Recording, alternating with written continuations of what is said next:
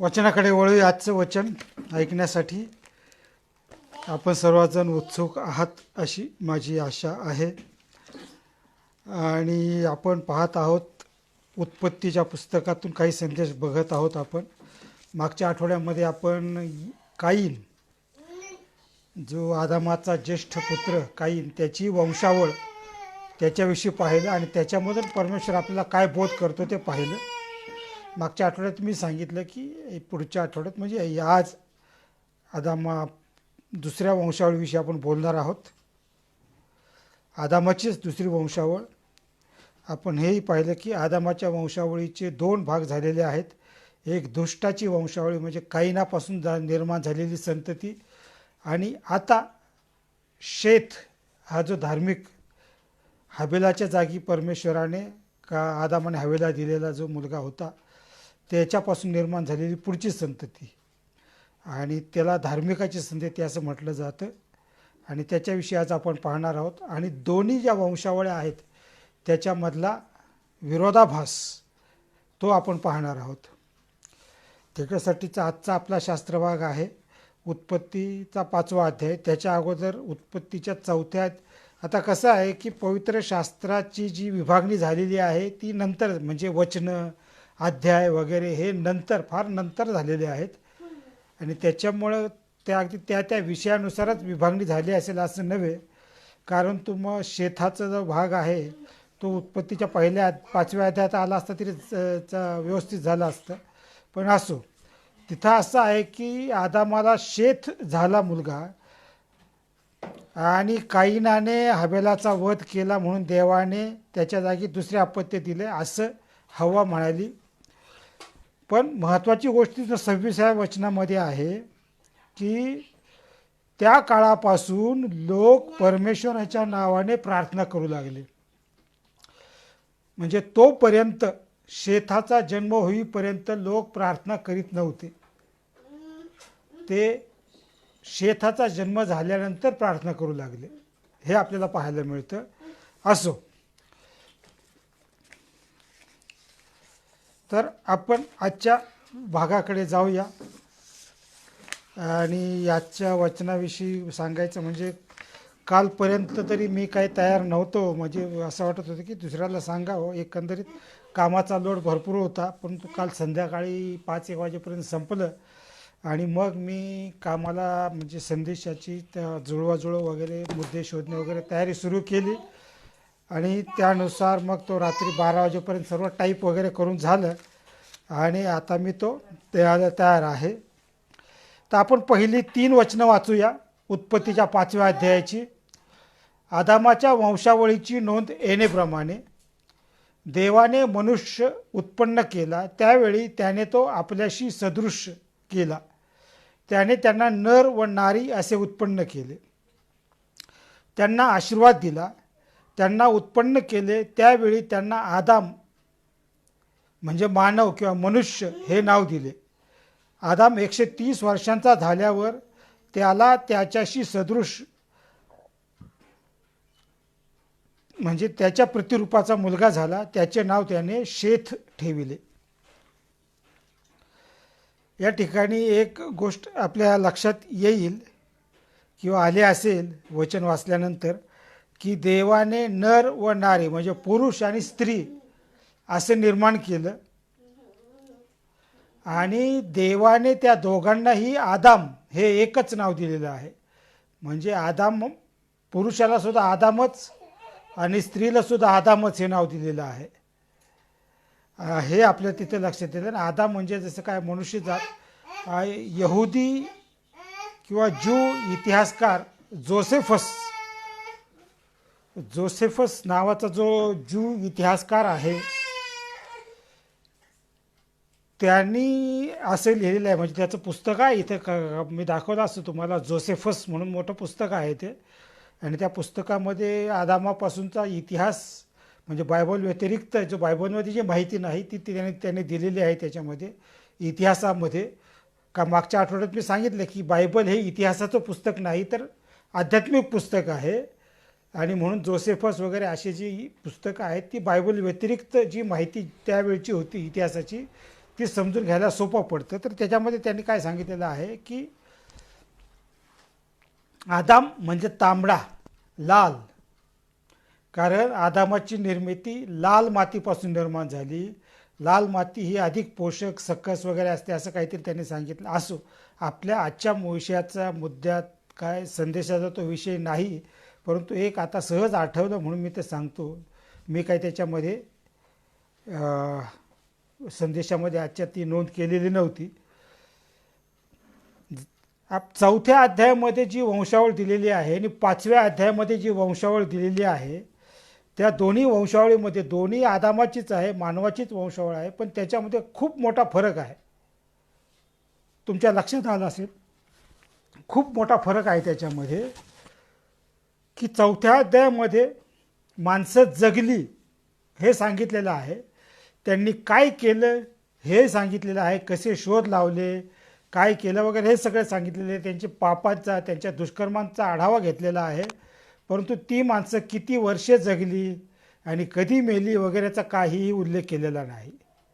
पण 5व्या अध्यायामध्ये मात्र ती माणसं किती जगली आणि कधी मेली हे सांगितले. पण त्यांनी काय केलं, कोणती कामं केली, किती महान गोष्टी केल्या किंवा काय नाही केलं ह्याच्याविषयी काहीही उल्लेख केलेला नाही. हा फार मोठा फरक आहे. कारण देवाच्या दृष्टीने चौथ्या अध्यायातील वंशावळीतले जे लोक आहेत त्यांचं जीवन एक पोकळ, गर्विष्ठपणाचं, फोलपणाचं जीवन होतं. देवाच्या दृष्टीने त्या आयुष्याला काही किंमत नव्हती, कारण देव त्यांच्या आयुष्यातून वजा झालेला होता. त्याच्यामुळे ते जगले काय आणि मेले काय, त्यांचा जो काही हे होणार होता सार्वकालिक नाश हा तो ठरलेलाच होता.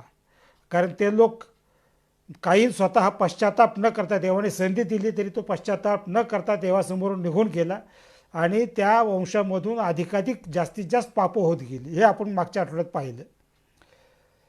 पण 5व्या अध्यायामध्ये हे लोक किती वर्ष जगले, म्हणजे आदाम 930 वर्षे जगला, मथुशलह 969 वर्ष जगला. मग इतकी वर्षे जगले, पण त्यांनी काय केलं हे पवित्र शास्त्र सांगत नाही. मग त्यांनी नक्की केलं काय, त्या काळामध्ये नक्की त्यांनी केलं काय?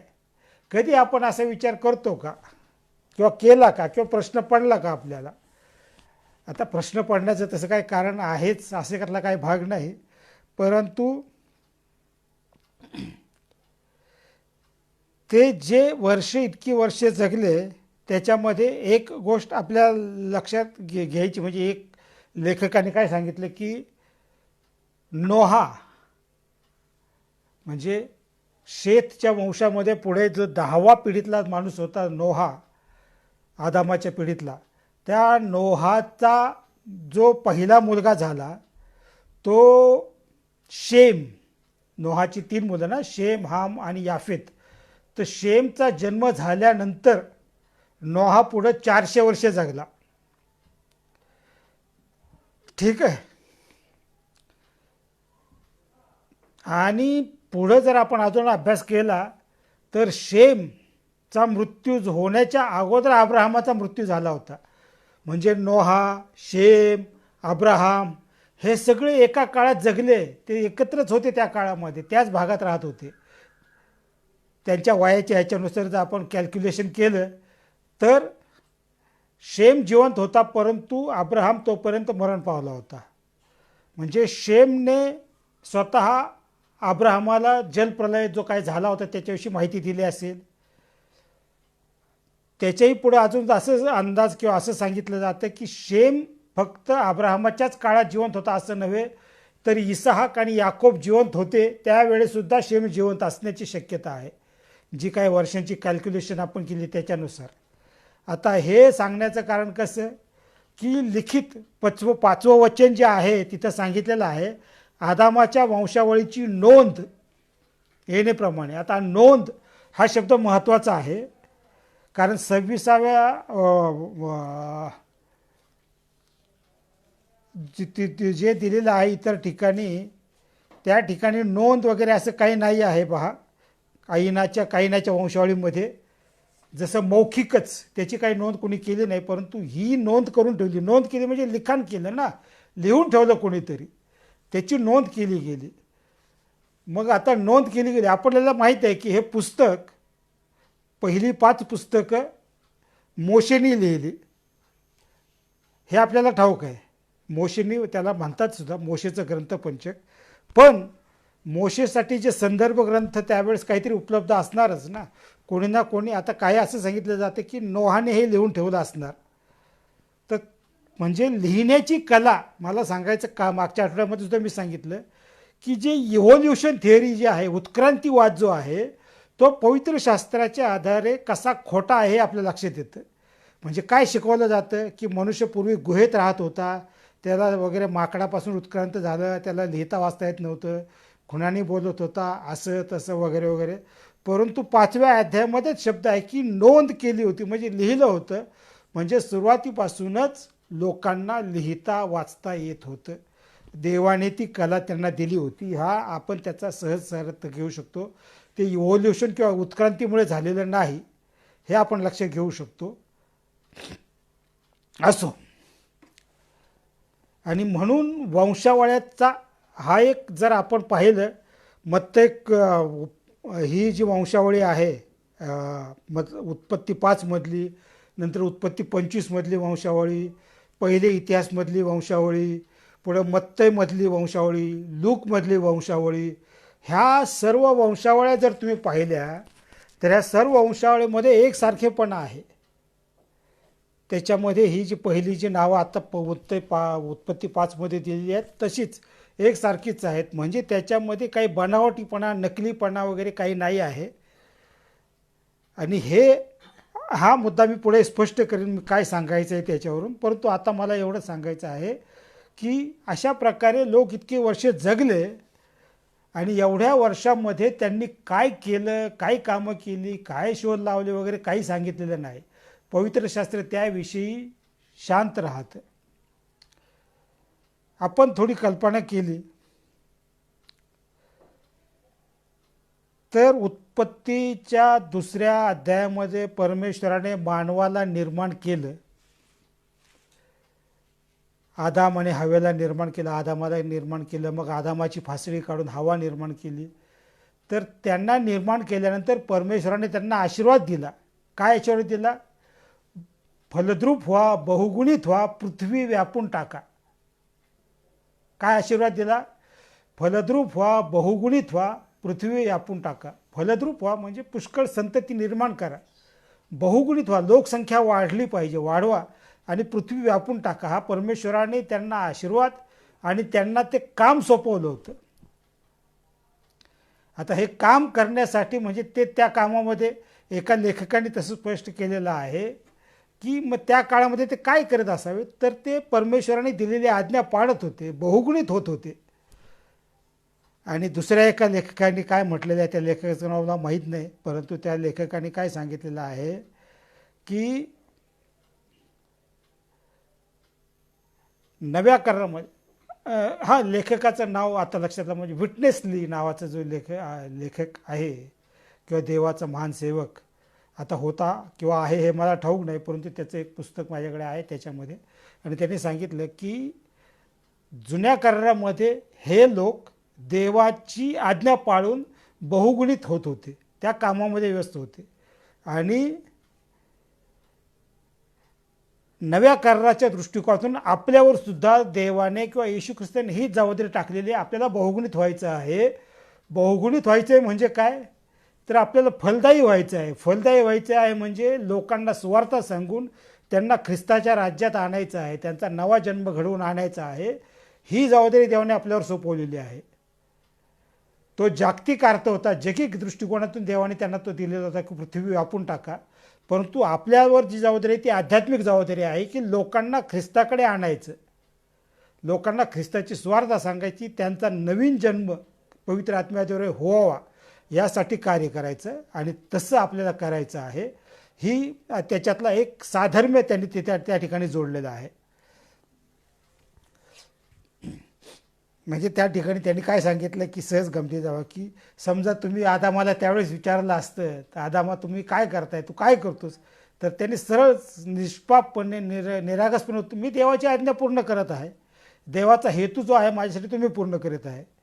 देवाला माझं काम, मी काय किती महत्त्वाचं काम करतो, किती मोठं काम करतो, किती महान काम करतो, हे देवाच्या दृष्टीने महत्त्वाचं नाही. तर त्याने मला जे काम करायला सांगितलेलं आहे ते मी करतो, ते देवाच्या दृष्टीने महत्त्वाचं आहे. असो,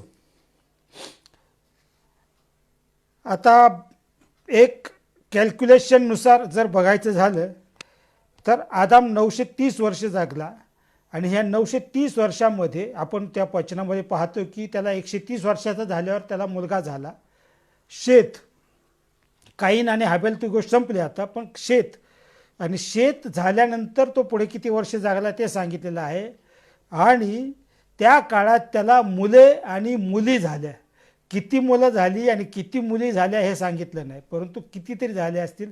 म्हणजे टाईम प्लॅन जर आपण लक्षात घेतला, सर्वसाधारणपणे एका मुलानंतर साधारणतः किती वर्षांनी दुसरं मूल होईल हे जर आपण जैविक दृष्टिकोनातून पाहिलं तर त्याला किती मुलं झाली असतील. समजा आपण एकदम काटोकाट न धरता थोडंसं अंतर ठेवलं तरीसुद्धा किती मुलं झाली असतील एवढ्या काळामध्ये ह्याचा आपण विचार करू शकतो, सहज कॅल्क्युलेशन करू शकतो. आणि तेवढ्या काळात त्याला जी मुलं झाली त्या मुलांची लग्न झाली. त्यांच्यापैकी तिम्म्या, म्हणजे जर त्याला त्यावेळेस गृहीत धरूया आपण, त्या काळामध्ये त्याला 200 मुलं झाली आणि मुली झाल्या. समजा त्याच्यातल्या 100 मुलांची लग्न झाली आणि त्या मुलांना मुलं झाली. त्या झालेल्या मुलांच्यापैकी निम्मी मुलांची लग्न झाली आणि हे जे चक्र चालू राहिलं असतं सतत, ती मुलं, त्या मुलांची मुलं, मुलांची मुलं, हे होत होत होत होत जर आदाम 930 वर्ष जगला, त्या काळातच तेवढ्या 930 वर्षांमध्ये जगाची लोकसंख्या सुमारे 10 लाखापेक्षा जास्त झाली असावी. त्यावेळेस 10 लाखापेक्षा जास्त जगाची लोकसंख्या आदाम असेल तोपर्यंतच. म्हणजे इतक्या प्रकारे ते देवाची आज्ञा पूर्ण करीत होते, बहुगुणित होत होते. आणि असंच पुढं गणित करत गेलो तर नोहाच्या काळापर्यंत, म्हणजे जलप्रलयाच्या काळापर्यंत जगाची लोकसंख्या 700 कोटी झाली असावी. जगाची लोकसंख्या नोहाच्या काळामध्ये, जलप्रलयाच्या काळापर्यंत 700 कोटी झाली असावी. म्हणजे थोडक्यात आपण विचार करू शकतो की फक्त 8 लोकांचा देवाने जलप्रलयातून बचाव केला, बाकीचे सगळ्या लोकांचा नाश केला. म्हणजे 700 कोटी लोक त्या जलप्रलयामध्ये नाश पावले. ही सुद्धा एक मोठी गोष्ट अर्थात माझ्याही काल रात्री अभ्यास करत असतानाच लक्षात आली. असू द्या, त्यांच्यासाठी म्हणजे आदाम, हवा वगैरे किंवा हे जे लोक होते त्यांच्यासाठी बहुगुणित होणं ही जी गोष्ट होती ती जागिक शारीरिक गोष्ट होती. पण मगाशी मी सांगितल्याप्रमाणे आपल्यासाठी ही आध्यात्मिक गोष्ट आहे. आणि दानिएलाच्या पुस्तकामध्ये सांगितलेलं आहे की बहुत जणांना प्रकाशाकडे आणणारे, ख्रिस्ताकडे आणणारे, देवाकडे आणणारे लोक ताऱ्याप्रमाणे चमकतील. म्हणजे ही जबाबदारी आपल्याला सोपवलेली आहे, आध्यात्मिक जन्म. 4थ्या अध्यायामधली गोष्ट काय आहे की गोष्टी पोकळ निरर्थक आहेत, पण 5व्या अध्यायामध्ये मात्र तसं नाही. ह्या जर वंशावळी आपण पाहिल्या 5व्या अध्यायाचे आणि लूकच्या 3ऱ्या अध्यायाचे, तर ह्या वंशावळीमध्येच पुढे येशू ख्रिस्ताचा जन्म झाला. साम्य काय आहे? वंशावळीची सुरुवात देवापासून सुरुवात झाली. देवाने आदामाला निर्माण केलं, मग देवापासून सुरुवात झाली आणि पुढे चालून जाऊन त्याच वंशामध्ये देवाने मानवाचा जन्म घेतला. करेक्ट?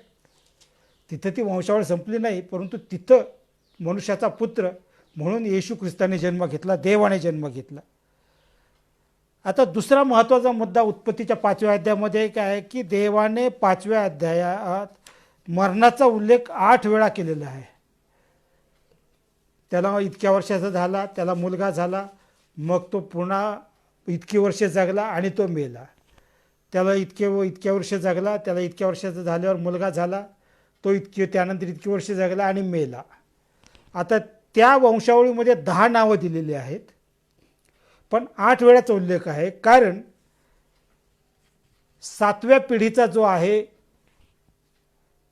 हनोक, तो मेला नाही ना, त्याचं मरण झालेलं नाही, त्याच्याविषयीचा शेवट निराळा झालेला आहे. त्याचं रॅप्चर, लोकांतरण झालेलं आहे. देवाने त्याला स्वर्गात उचलून नेलं, तो मरण पावला नाही, त्याला मरणाचा अनुभव आला नाही. दुसरी गोष्ट, 10व्या पिढीतला जो होता तो म्हणजे नोहा. नोहाचं मरण ह्या वंशावळीत सांगितलं नाही, कारण नोहा जलप्रलयानंतर सुद्धा जिवंत होता, तो नंतर मरण पावला. त्यामुळे ह्या वंशावळीमध्ये 8 जणांच्या मरणाचा उल्लेख आहे. मग आता एक मुद्दा असा येतो की हे लोक मरण पावले म्हणजे 930 वर्षानंतर, पृथ्वीची निर्मिती झाल्यानंतर 930 वर्षांनी आदाम मरण पावला. आदाम आणि हवेने एदेन बागेत पाप केलं. त्या ठिकाणी देवाने त्यांना शाप दिला, तुम्ही मरणार म्हणून. परंतु पुढची 930 म्हणजे 1000 वर्ष तो शाप देव अस्तित्वात आला नाही, तो रोखून धरला गेला. आता ह्याच्या अगोदर म्हणजे हबेलाचा वध झाला किंवा लामेकने ज्या दोन माणसांचा खून केला 4थ्या अध्यायामध्ये, हे जे हे खून झाले हे नैसर्गिक मृत्यू नव्हते, ते मारलं लोकांनी त्यांना. परंतु देवाच्या शापानुसार जे मरण येणार होतं, जो हे होता म्हणजे आध्यात्मिक मरण तर ती गोष्ट वेगळी, परंतु शारीरिक मरण ते 1000 वर्षानंतर आले. इतकी वर्ष ते त्यांनी तो देवाने जसं काय ते रोखून धरलं होतं आणि हळूहळू ती मर्यादा कमी कमी करत गेली. थोडक्यात काय, आदामाचे सर्व वंशज मरते होते, ते मरणार होते आणि म्हणून ते पुन्हा पुन्हा देव सांगतो. आणि आपल्यासाठी सुद्धा पापाचं वेतन मरण आहे. मनुष्य मरण टाळण्याचा प्रयत्न करतो, पण आपण सर्वजण मरणारच आहोत. काही ना काही करून मनुष्य मरण टाळण्याचा प्रयत्न करतो. आता त्याविषयी काही जास्त हे मी करणार नाही. पण उत्पत्तीच्या आज मी मुद्दामच छोटासा हे केलेला आहे, परंतु तरीसुद्धा बरंचसं काही सांगता येतं, कारण सांगता सांगता काही मुद्दे सुचत जातात आणि मग त्याच्यामध्ये हे होतं. पण मरण हा जो काही मुद्दा आहे याच्यामधला, ह्या मुद्द्यावरनुसार देवाने काय योजना केली आहे. शोकांतिक आहे, माणूस तर मरणारच आहे. आणि ही योजना काय आहे, देवाने मानवाला मरणापासून वाचवण्यासाठी काय योजना केलेली आहे. तर आता आपल्याला ठाऊक आहे, आपण सुरुवातीपासून शिकत आलेलं, येशू ख्रिस्त आला, तो मरण पावला आणि त्याच्या प्रकारे त्याच्या मरणाद्वारे आपल्याला तारण मिळतं आणि आपण सार्वकालिक जीवनामध्ये जातो, सार्वकालिक वगैरे वगैरे गोष्टी आपल्याला ठाऊक आहेत. परंतु 5व्या अध्यायामध्येच देवाने ही योजना प्रगट केलेली आहे. हा मुद्दा कधी आपल्या लक्षात आला का? आला असेल, नसेल. साधारणतः हा 5 वर्षांपूर्वी मी ह्या विषयासंबंधी परंतु एक निराळा संदेश मी चर्चमध्ये दिला होता, आपल्या चर्चमध्ये. त्यावेळेस अर्थातच ऑनलाईन वगैरे नव्हतं, त्यावेळी जे काही ठराविक लोक होते तेच लोक त्या ठिकाणी होते. आणि त्या संदेशामध्ये तो असा वेगळा म्हणजे बोरिंग कंटाळवाणे शास्त्रभाग जे आहेत पवित्र शास्त्रातले, त्याच्या अनुषंगाने तो संदेश केला होता. परंतु आज मी जरा वेगळ्या ह्याच्याने तो करीत आहे. अर्थात हा मुद्दा त्यावेळेसुद्धा सांगितला होता आणि तो मुद्दा आतासुद्धा सांगणार आहे की पवित्र शास्त्रामध्ये नावं जी आहेत त्या नावांना फार महत्त्व आहे आणि त्या नावांचे अर्थ हे महत्त्वाचे आहेत. त्याच्यातून देव काहीतरी सांगतो, काहीतरी संदेश देतो आपल्याला. आणि पुष्कळ वेळेला ते जी काय नावं वगैरे आहेत त्याच्यामध्ये मग उत्पत्तीच्या ह्या 5व्या अध्यायामध्ये जी 10 नावं आहेत त्या नावांच्यावरून आपल्याला काय संदेश मिळतो, म्हणजे नावं किंवा त्यांचा अर्थ हे आपल्याला पाहायला मिळतं. की काय नावं आहेत तिथं. 10 माणसांचा उल्लेख आहे. पहिला आहे आदाम, दुसरा शेत, तिसरा अनोश, केनान, महललेल, यारेद, हनोक, मतुशलह, लामेक आणि नोहा. 10 नावं झाली. आणि या 10 नावांचा विशेष अर्थ आहे. प्रत्येक नावाला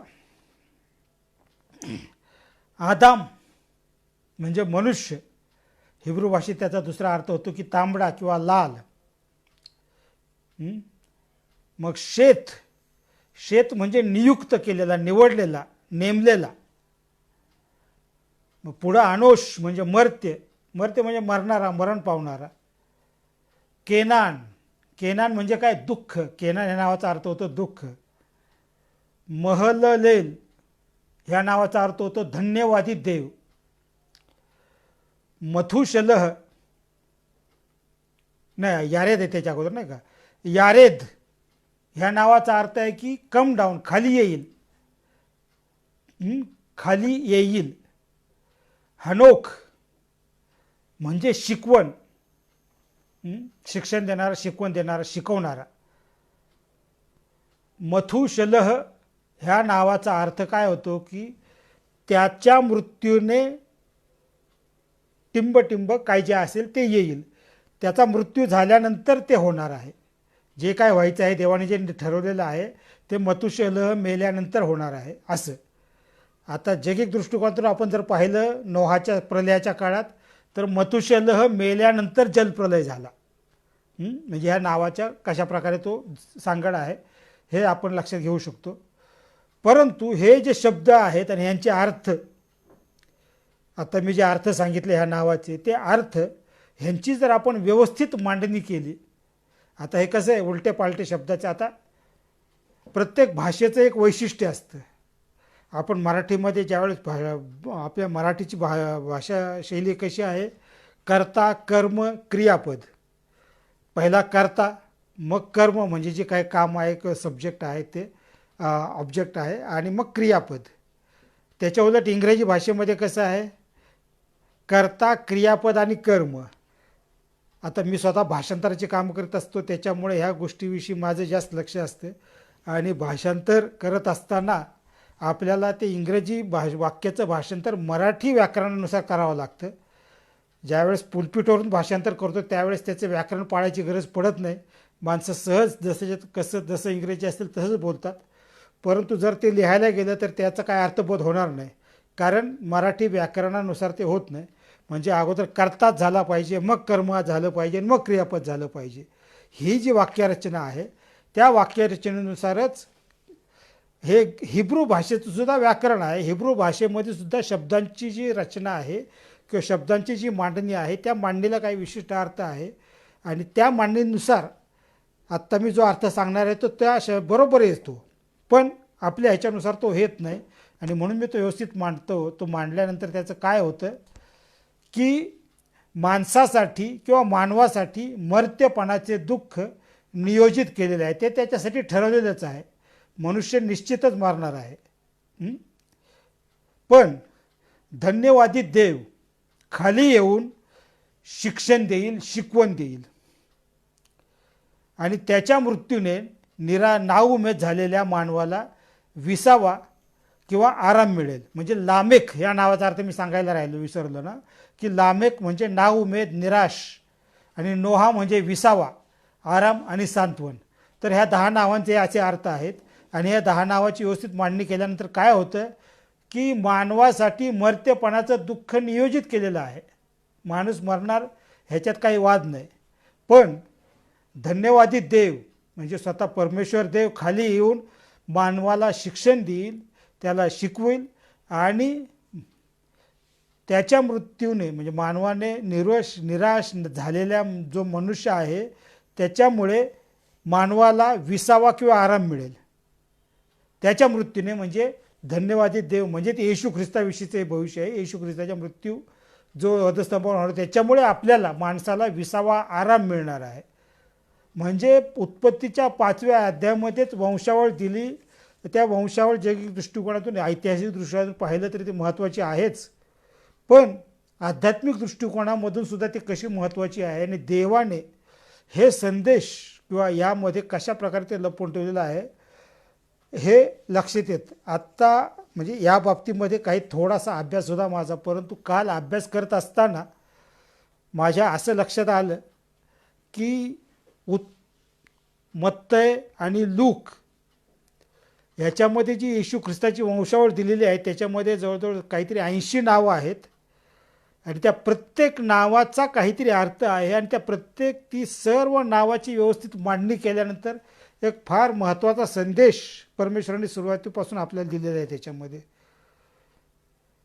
आता त्याविषयी सांगायचं तर ते फार मोठा विश्लेषण होईल, तो मी त्याविषयी सांगणार नाही.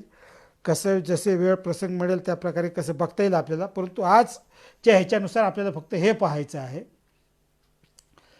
मग आता फक्त आदामाच्या म्हणजे शेत किंवा धार्मिक वंशावळीमधूनच हा संदेश देवाने दिलेला आहे का? तर नाही. मागच्या आठवड्यात जी वंशावळ आपण पाहिली कायनाची, दुष्ट माणसांची, त्याच्यामधून सुद्धा आपल्याला पाहायला मिळतं की काईन म्हणजे काय की कोणाला तरी काहीतरी द्यायचं किंवा कशाला तरी कशाची तरी सुरुवात करायची किंवा कशाचा तरी शोध लावायचा, कशाचा तरी जन्म द्यायचा, हा काईन या नावाचा अर्थ. हनोक तिकडचा सुद्धा हनोक आहे, म्हणजे तोच हनोक म्हणजे शिक्षण, शिकवण किंवा शिकवणारा शिक्षक. मग दुसरा तिथं मुलगा जो होता तो इराद, तर त्याचं नाव काय? त्याच्या अर्थाचं नाव भटक्या. आता आपल्या लक्षात आलं पाहिजे की काईनाने हाबेलाचा खून केल्यानंतर देवाने त्याला शाप दिला होता की तू पृथ्वीवर परागंदा होशील, भटकणारा होशील, तुला स्वतःचा देश असणार नाही आणि जो कोणी तुला, मग तो देवाने त्याला खून केली, मारेल असं सांगितलं, म्हणून तो देवाने त्याने विनंती केल्यावर देवाने त्याच्यावर खून केली वगैरे आपण मागच्या आठवड्यात पाहिलं. तर काईनाला भटक्या होण्याचा शाप होता. इराद म्हणजे भटकणारा. महूयाएल म्हणजे देवाने ज्याच्यावर प्रहार केला, ज्याला तडाखा दिला, ज्याला कष्ट दिले असा. मथुशायल म्हणजे हा देवाचा माणूस आहे. लामेख म्हणजे शक्तिशाली. याबाल, युबाल, तुबल काईन, तिघांच्या नावाचा मिळून एकच अर्थ होतो. त्याचे अर्थ म्हणजे त्याच्यानुसार संदर्भानुसार दोन अर्थ होतो की नदीचा प्रवाह, नदी वाहत राहणारी, पुढे पुढे वाहत राहणारी नदी, किंवा मनुष्याचं संतान. लक्षात घ्या, मनुष्याचं संतान, तुझे संतान, तुझी संतती व तिचे संतान. उत्पत्ती 3:15 हे देवाने हवेला शाप दिला होता. तुझे संतान, तिथं संतती शब्द आहे, परंतु संतती शब्द म्हटल्यानंतर अर्थाचा अनर्थ होतो. संतान हा पूर्वीच्या काळचा 100 वर्षापूर्वी जो शब्द बायबलमध्ये होता तो खरा शब्द आहे. त्याच्यावरून संतान म्हणजे पुरुष हा अर्थबोध होतो. संतती म्हटल्यावर स्त्री का मुलगा हे लक्षात येत नाही, मुलगी का मुलगा, परंतु संतान म्हटल्यानंतर तो मुलगाच असो. तर संतान असा एक अर्थ होतो. मग हे जे शब्दांचे अर्थ जर आपण व्यवस्थित मांडणी केली तर एक काय आहे की काईनाला भटकणारा, पृथ्वीवर भटकणारा शिक्षा देवाने दिली होती आणि आजसुद्धा मानव देवापासून भटकत आहे, दूर पळत आहे आणि त्याला सुवार्थीची गरज आहे. तर ह्याचा जो हे जे काईनाच्या ह्याच्यातून जे हे मिळतं तिथं काय आहे,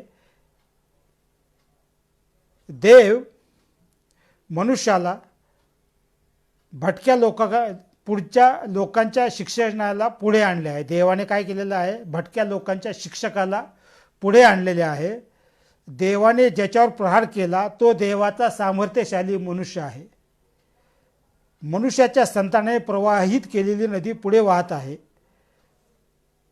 देवाने भटक्या लोकांचा शिक्षक कोण? मनुष्यजात देवापासून भटकत आहे, त्यांचा शिक्षक कोण? येशू ख्रिस्त, त्याला पृथ्वीवर आणलेला आहे. देवाने त्याच्यावर प्रहार केला आपल्या पापांसाठी, परंतु तोच देवाचा सामर्थ्यशाली मनुष्य आहे. कोण आहे? येशू ख्रिस्त आहे. आणि त्याने जी काय तारणाची नदी प्रवाहित केलेली आहे, त्याच्यामुळे जे तारणाचं नदी सुरू झालेली आहे, ती नदी आता पुढे वाहत आहे. त्या नदीमध्ये जे स्नान करतील, प्रवाहित होतील, म्हणजे थोडक्यामध्ये येशू ख्रिस्ताचा स्वीकार करतील, त्यांना तारण मिळणार आहे. असा 4थ्या अध्यायाच्यामधून हे मिळतो. म्हणजे थोडक्यात नावं, पवित्र शास्त्रातली नावं आणि त्याचे अर्थ हे उगाच काहीतरी वाटलं, चांगलं वाटतं, नाव चांगलं वाटतं, अरे अमक्या हिरोईनचं नाव असं आहे, तमक्या नाटाचं नाव चांगलं आहे, मला फार आवडलं, अशा प्रकारे पवित्र शास्त्रातली नावं नाही आहेत. ती नावं विशिष्ट अर्थाने परमेश्वराच्या प्रेरणेनुसार दिलेली नावं आहेत आणि त्याच्यामधून सुद्धा आपल्याला काहीतरी संदेश मिळतो. ते सुद्धा आपण कधीतरी पुढे पाहू शकू. तर थोडक्यात काय सांगायचं आहे की आपल्यासाठी हा आशादायक संदेश आहे आणि कंटाळवाणे वाटणाऱ्या शास्त्रभागातून संदेश मिळतो. यशायाचा 53 अध्याय 5-6 मध्ये सांगितलेलं आहे ना की आमच्या पापासाठी येशू ख्रिस्त वधस्तंभावर पावला, खरे पाहिले असता आमच्या अपराधामुळे तो घायल झाला, आमच्या दुष्कर्मामुळे ठिचला गेला आम्हाला शांती देणारी अशी शिक्षा त्याला झाली. त्याला बसलेल्या फटक्यांनी आम्हाला आरोग्य प्राप्त झाले. आम्ही सर्व मेंढराप्रमाणे बहकून गेलो होतो. आम्ही प्रत्येकाने आपापला मार्ग धरला होता. अशा आम्हा सर्वांचे पाप परमेश्वराने त्याच्यावर लादले. पाप, आपली समस्या काय होती? पाप होती. परंतु त्याच्यावर उत्तर काय होतं? देवाचं तारणारा देणं. आपण देवाच्या इच्छेनुसार कसं जगावं हे आपल्याला शिकवण्यासाठी देव खाली आला, म्हणजे येशू ख्रिस्त स्वतःच्या रूपात तो आला. आपल्याला विसावा मिळावा म्हणून तो आपल्यासाठी मरण पावला. Praise the Lord. तर हाच आजच्या संदेशाचा जो काही गाभा आहे, अर्थ आहे, की मरण जरी नेमून ठेवलेलं असलं तरी येशू ख्रिस्तामध्ये आपल्याला विसावा आहे. आपल्याला येशू ख्रिस्तामध्येच तारण, समाधान, शांती, उत्तर आहे. मागच्या आठवड्यामध्ये मी एक उदाहरण देणार होतो. आता मी ते देतो. थोडंसं मोठं उदाहरण, एक पान बरं आहे, परंतु मी थोडक्यात सांगतो. ह्या अध्यायामध्ये वारंवार मरणाचा उल्लेख केलेला आहे ना, का 8 वेळा. आता मरण ह्याविषयीची माझ्याकडे एक पुस्तक आहे. फार वर्षांपूर्वी मला ते मिळालं. त्याच्यामध्ये म्हणजे मरणाऱ्या माणसांच्या साक्षी, म्हणजे त्यांच्या साक्षी नव्हे, तर ते मरत असताना त्यांच्या आजूबाजूच्या लोकांना जे पाहायला मिळालं, की जे अनुभव आले, ते त्या पुस्तकामध्ये संकलित केलेले आहेत. की dying testimonies of saved and unsaved, म्हणजे तारण पावलेल्या लोकांच्या आणि तारण न पावलेल्या लोकांच्या विषयी. तर सॉलोमन बेंजामिन शॉ नावाच्या लेखकाने ते पुस्तक लिहिलेलं आहे. तर त्याच्यामध्ये व्हॉल्टेअर नावाच्या एका माणसाविषयी सांगितलेलं. व्हॉल्टेअर कोण होता? तर व्हॉल्टेअर हा फ्रेंच फिलॉसॉफर होता. प्रसिद्ध मनुष्य होता. अतिशय हुशार, विद्वान, अतिशय प्रसिद्ध होता. त्याने 2000पेक्षा जास्त पुस्तके लिहिली. खूप श्रीमंत होता. आणि